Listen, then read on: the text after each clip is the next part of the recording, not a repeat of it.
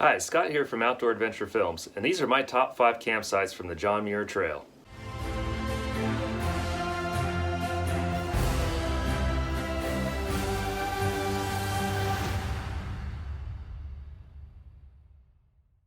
Now, when I was doing research for my thru hike of the John Muir Trail, I looked at a lot of videos trying to find out more information about campsites along the trail. For me, camping is just as much of the fun as hiking.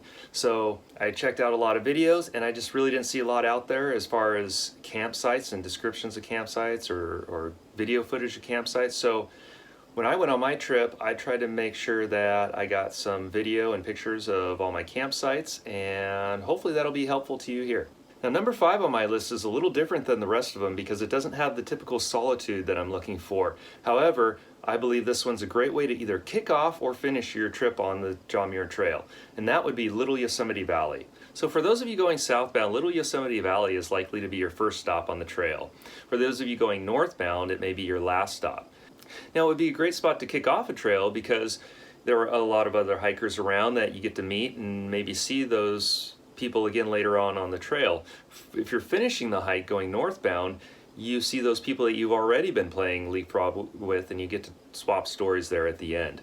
Not to mention the beach that it has, the awesome beach. Yes, I did say beach. The Merced River crosses through the area there, and there's a swimming hole with a sandy beach just steps from the campground. So oh, and there is a pit toilet, so that's a plus, especially if you've been going northbound and you've been on the trail for a while. That is a little bit of a plus for you. But Little Yosemite Valley is number 5 for me.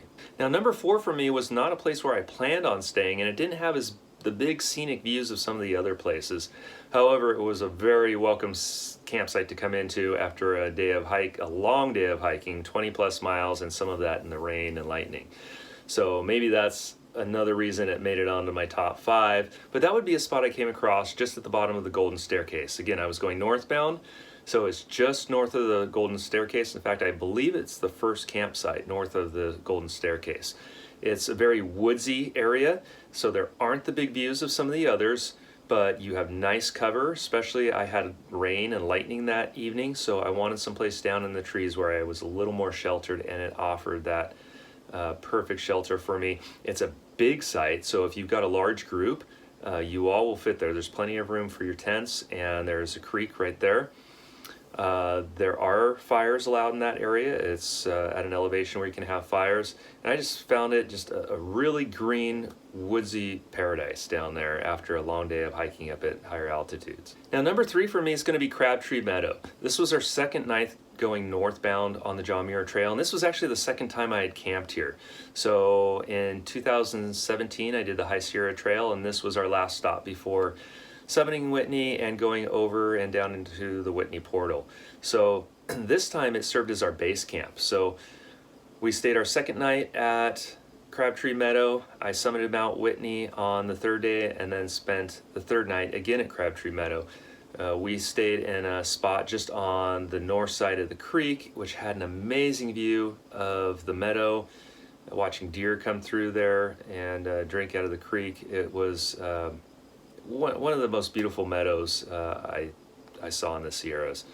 Now, Crabtree Meadow does have a bear box if you need to use it, and also it does have a very primitive pit toilet, which is I believe it has 2 walls on it, but it's something. Now, number 2 for me on the John Muir Trail was Ray Lakes. Now, once again, this was my second time being at the Ray Lakes camping area. In 2019, my cousin Steve and I did the Ray Lakes Loop and spent a night at Ray Lakes, and it was a beautiful spot, so I couldn't wait to get back there and camp in the same area, and I got a great spot overlooking the lake. I'm going to include some pictures and video here for you, but I had a view of Fin Dome, the rock structure across the lake. If I walked just over the hill, I had a view of the Painted Lady at the upper Ray Lakes. Another plus is that the fishing is outstanding at Ray Lakes.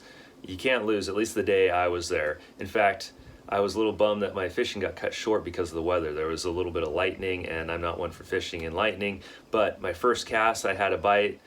Second cast, I lost one right at shore, of course.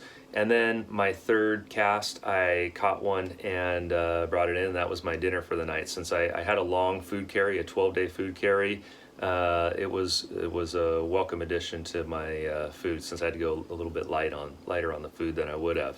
So great place to fish. You can't lose. In fact, I caught one on power bait, and the other one that got off was on a lure. So you can't go wrong either way there. At least that was my experience in 2020. All right, my number one campsite on the John Muir Trail has to be McClure Meadow. I was looking so forward to staying at McClure Meadow. In fact, I was worried that I was building it up in my head, but it did not disappoint. It was the most beautiful meadow, the alpenglow on the mountains at sunset. I sat there, watched deer, watched a doe and her fawn come right through the camp, and it was just so peaceful. It was the most peaceful campsite, the most scenic for me. At least I like those beautiful meadows, especially this one with the mountains in the background. Also, Evolution Creek runs right through McClure Meadow, making for beautiful scenery and a nice water source. And McClure Meadow is at an elevation where you can have fires if you're in a spot, an existing spot like that. So those are my top 5 campsites on the John Muir Trail. For those of you who have hiked the trail, what are your favorite sites? As always, if you found this video useful, please hit like and subscribe, and I'll see you next time.